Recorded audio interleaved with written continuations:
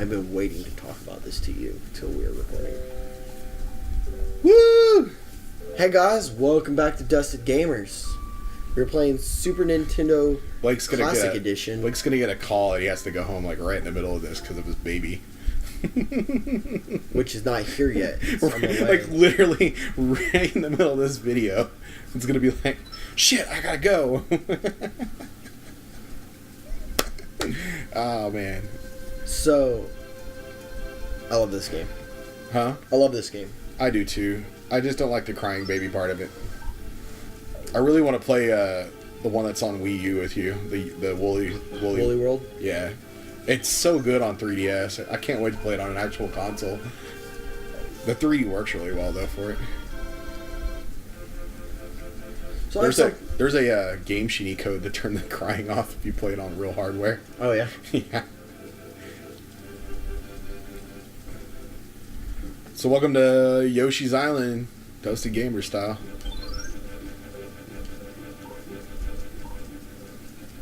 I don't know how far I got in this game when I played it originally. I rented it. I played it actually. I'm a huge Super Mario fan. Like, it's one of my all-time greats. I actually played this originally on the Game Boy Advance. Oh, that version's terrible compared to this version. Well, yeah, but it was so long since I played the game. I forgot you turn into like vehicles and stuff in it. Like, I forgot that was a thing. So what's your thing you wanted to talk about? Okay, so Nintendo's done something even more Nintendo-y than Nintendo has done before. So pretty much strictly a normal Nintendo. Are you talking about the YouTube thing? Yeah. Yeah, they're so fucking annoying. So we've been doing a lot of Nintendo stuff lately, so I've been telling them that we should think about... We're not monetized, though, so it doesn't really matter. Well, I mean, but they were not monetized because Nintendo sucks and we can't be.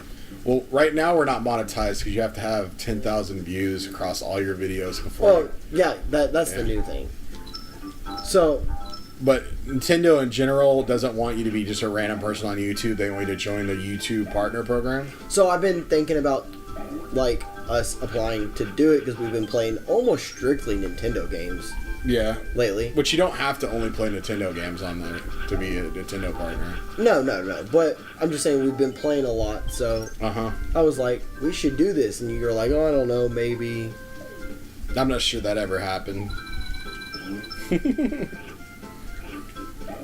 Well, I just think it's a waste of time because Nintendo's a pain in the ass. Basically, Nintendo's YouTube partner program, they split their revenue with you. They don't come after you for like your monetization, for like your entire monetization of your video. They split. I think they split it like 50-50 or something. It ends up cutting your money you would get in half. But it keeps you from taking all of it if they hit you with copyright claims, which normally happens. Normally they just hit you with a claim and take the whole thing. But they changed that. Well, they didn't technically change that. No. So what they've come up with a new rule for streaming on YouTube. No, there is no new rule for streaming. There is no streaming. That if you stream Nintendo on your YouTube, you can't be in the partner program, basically. They don't want you streaming their games. Which makes no sense. Well, Nintendo's notoriously been fickle about letting anybody do anything. They fought rentals until it was basically illegal to rent games in Japan. They lost that battle here. They fought Blockbuster forever for rental. Illegal to rent games in Japan? Yeah, you can't rent you can't rent games in Japan. I didn't know that. Yeah, they don't have a rental like we have here. There was a time when you could rent like music in Japan. Really? Yeah, which we never let here. But they successfully fought and got it where you can't rent video games out there.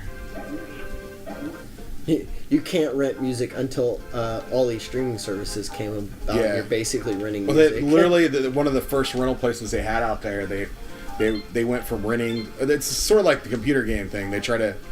People try to do that here too, where you could try to rent computer games, but they try to like make copies of them or let you make your own copies, sell so it became not doable. Right. Well, like you can rent movies here, so they let you rent video games here. Nintendo fought it. Nintendo was one of the biggest fighters against it in America. Can you not rent movies in Japan? I think you can still rent movies there. Just not video games? Yeah, I'm not sure about movies. I don't remember. I'm not being. It's been a while since I read up on this stuff. Right. Yeah. They fought to keep you from renting video games hardcore, and they tried it here in America too. They fought Blockbuster forever. One of the things they actually did win was when Blockbuster started trying to copy manuals so that people would have video game manuals. Yeah. They went after Blockbuster for copyright on their manuals. For their art. Like, so you can't, even on the non-art, you just couldn't copy their manuals. I fucking hate this stage. You have to go really slow or you get taken out by this falling boulder. Like, if you're too fast, they'll just drop in on you and take you out. Like that. Yeah. Blockbuster, because, people lose manuals and stuff, started copying the manuals so that they could include them with games. And Nintendo won against that.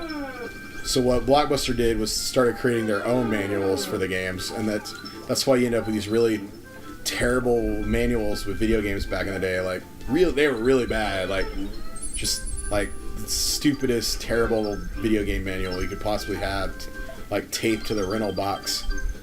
Yeah. Because they could do that. They could write their own instruction manuals for video games. They just couldn't copy it.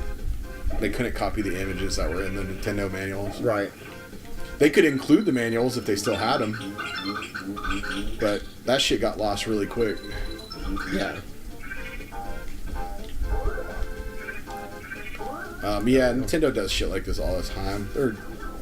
It's weird. You can't say it's always greedy. It's always protective in weird ways. Because a lot of the shit Nintendo does isn't even, like, smart for greed. Yeah, this just doesn't make any sense. They do stuff like they've done stuff like not being on CDs forever for like bizarre reasons. Although some of that was copyright protection.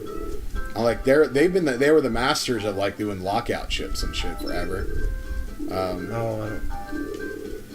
But they did a lot of that because of the video game crashes they were trying to avoid. Because that's what happened with like the Intellivisions and the Ataris of the world. They had no quality control or control over third parties making tons of shitty video games on their systems. Right. So Nintendo clamped down on that. Yeah, but this doesn't have anything to do with that.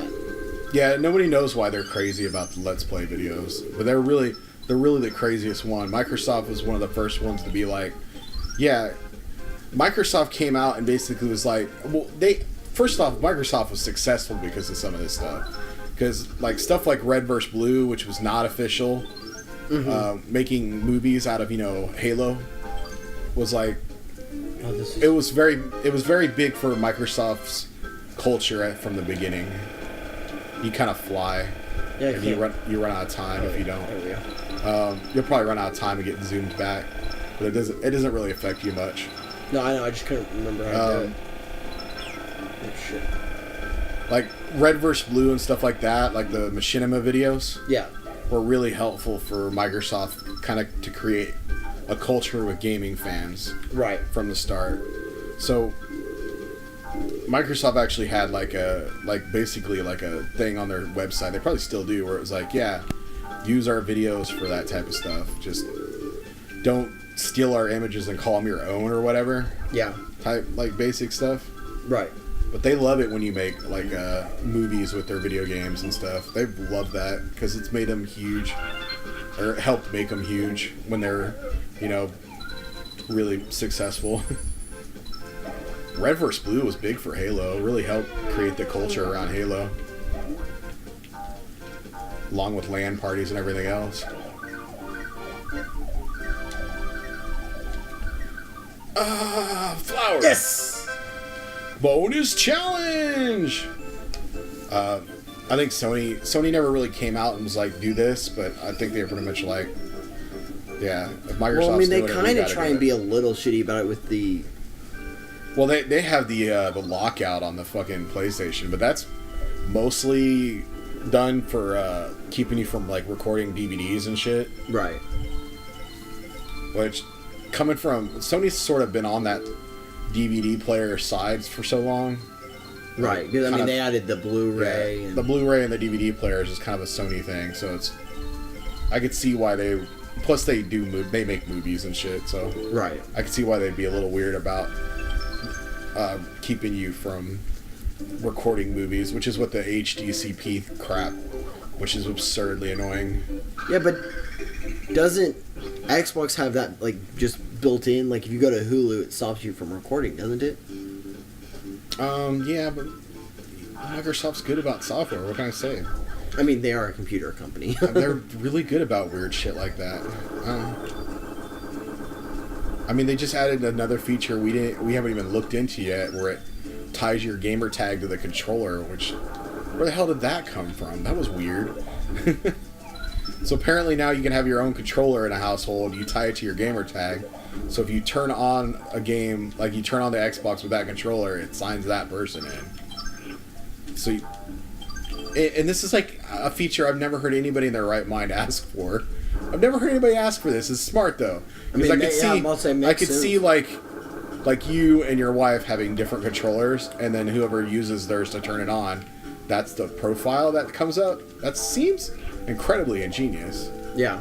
But it's like the type of weird shit Microsoft always does with software that's like, okay, that's thinking outside the box. Like, who asked for this, but I love it. That's part of the reason I fell in love with the Xbox brand was the dashboard updates and stuff. Like, because they really are the ones that started that. Like, before the Xbox started doing like full-on updates, which made you feel like you had a new console, basically. Which I understand some people get mad because they're like, "Oh, I like the other version better." But whatever, I love updates. Yeah, it makes me feel like I get a whole new console every 3 years or whatever because they release a whole damn new dashboard. Which again comes from them, being Microsoft Windows and everything. But like that type of stuff is what got me where I was really a fan of Xbox. I've hated some of the newer updates though on Xbox lately. Yeah. Nothing takes the cake of how shitty the well, like the PS3 and the PlayStation 4 seem so damn similar. It's just and like the dashboard on all the Nintendo machines are just blah. Like especially, I can't stand the Wii and the Wii U one. The Switch is a little bit better. It's less noticeable because it's pretty much like the PlayStation at this point. Left and right on the little icons. It's like a basic version of the PlayStation dashboard. Right. But like the channels on the Wii U and the fact that they always insist on putting their terrible background music. Like, stop that, Nintendo. Nobody wants to hear your like damn random music in the background while they're trying to fucking buy products and stuff. Yeah, you can turn that stuff off and on now. It's just crazy. Fucking shit. It seems very, very Nintendo-esque to do shit like that. Or like making you watch Mario run across the screen when you're downloading something, or that stupid puzzle on the Wii U every time you buy something that you always try to beat. Or is that puzzle's fun, it's just a loading screen. The loading screen puzzle. I think the loading screen puzzle's fun. Oh, it's so dumb. It just makes you feel like you're playing it like a kid's toy instead of an actual piece of software. What the fuck is this? There's I think it's the Wii U also has the if you do like a software update, it plays OK Go, like it plays like a music video. Oh yeah. And then it's only during software updates. There's no way to access it any other way. Nonsense like that. Yeah, I like dashboard updates. I like them a lot. That's why I became a big Xbox fan. Oh, I don't know the fucking buttons. Yeah. Thankfully, every freaking console has its own controller screen, so... This guy kind of looks like a modified Shy Guy. It's like a human version of a Shy Guy. Oh, shit!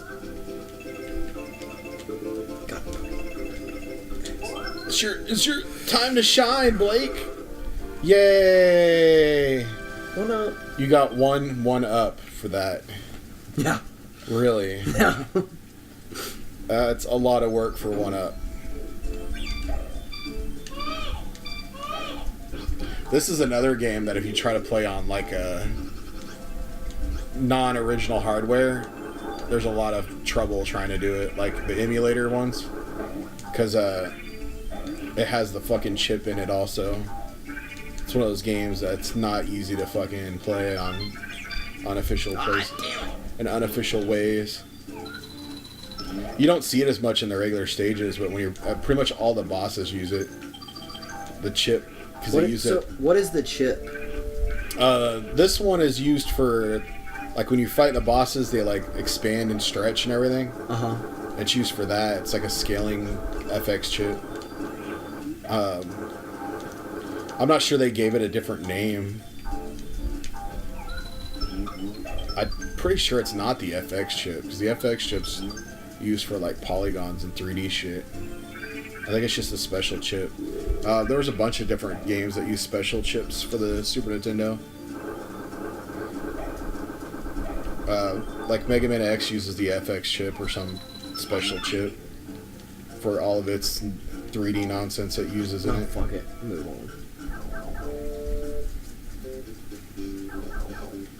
Oh man, when this game came out, the thing I loved most about it was the weird kids cartoon sketch color design they used for everything. Because honestly, this is like before they started doing like cell shading and stuff. There wasn't a lot of games back in the Super Nintendo that used fully stylized aesthetics. Like they were either just basically like, you know, normal basic pixel art, like what you would expect from like a cartoon or a video game. Right. Or sometimes they went for more a real look with like, you know, the Donkey Kong Countries. This is one of the first games like I remember that went full on with like an aesthetic choice that wasn't. It was like the art style was its own thing. Like it was trying to look like something else. Like we wanted to make it look like a children's coloring book. Right. It was really cool. Wow, you're getting all the birds. I think that's it. They're giving you stink eyes. You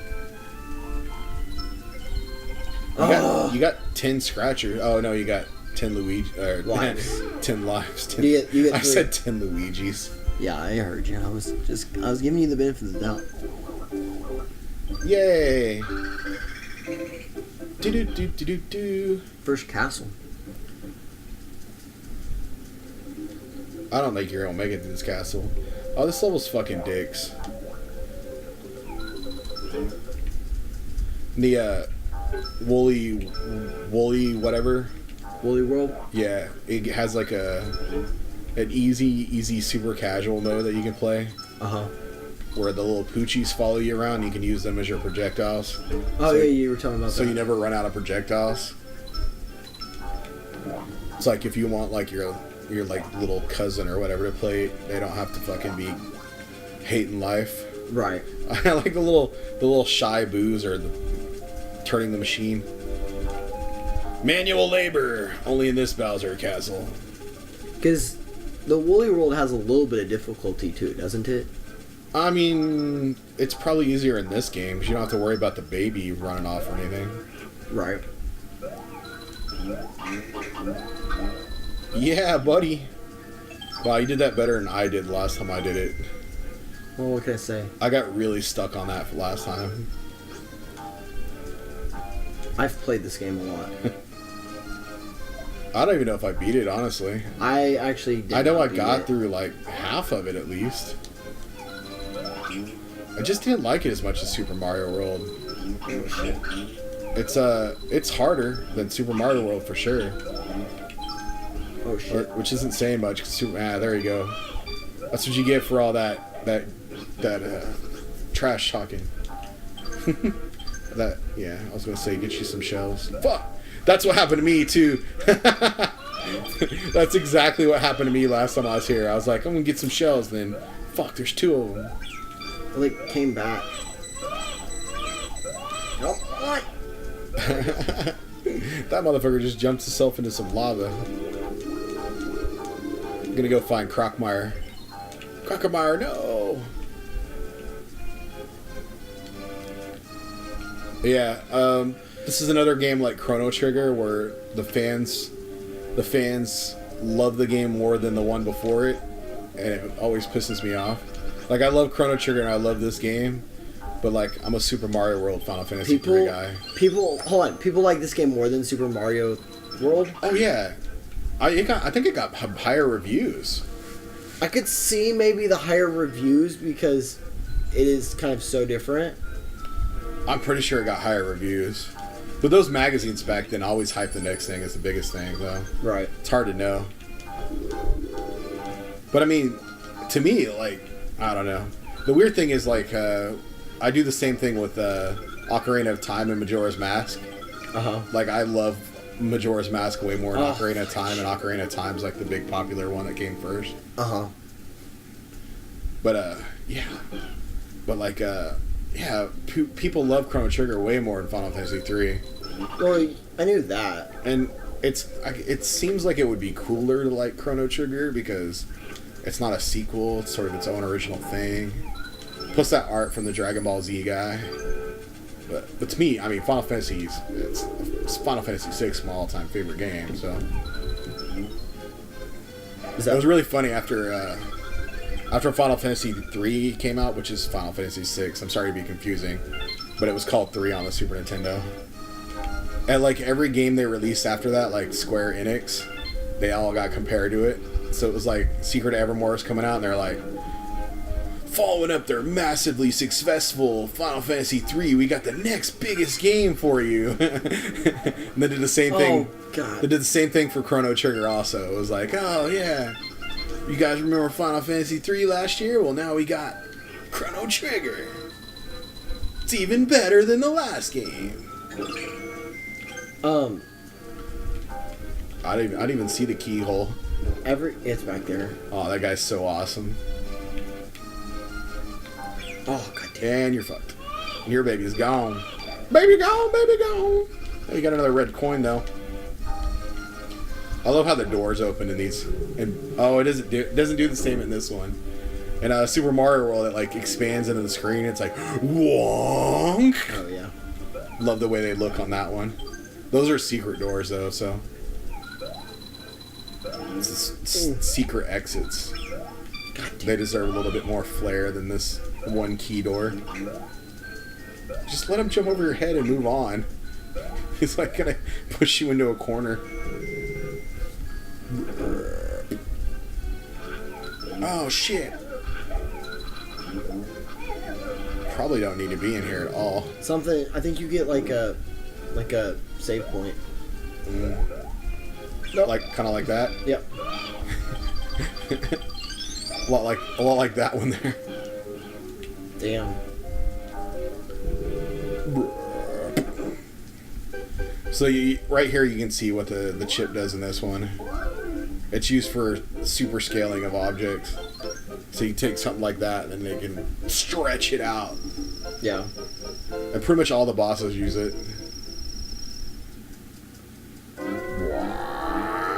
I remember this guy being kind of a pain in the ass.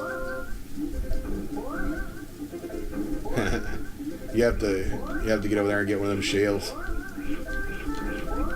He shouldn't be too hard. He's like the first freaking boss.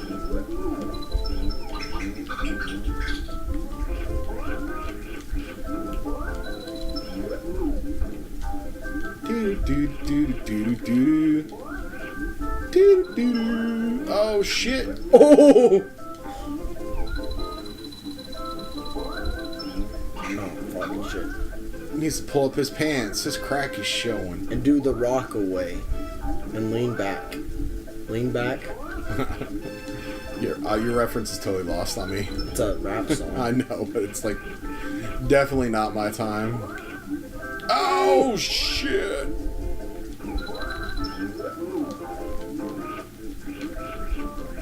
Yeah, if you get here with enough shells, you can pretty much go off on them. Oh. Try to get cute. Oh. Hey, that one worked. Curveball! Oh no! He's embarrassed. And he deflated. But he got embarrassed and took a giant fart just all over the screen. Mario was still ducked.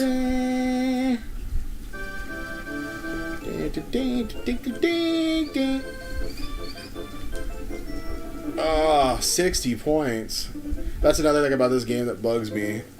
Points? The completionist in me wants to get all the stuff every time. Sure, it's fucking driving me nuts. It's so distracting, it's hard to get past the game.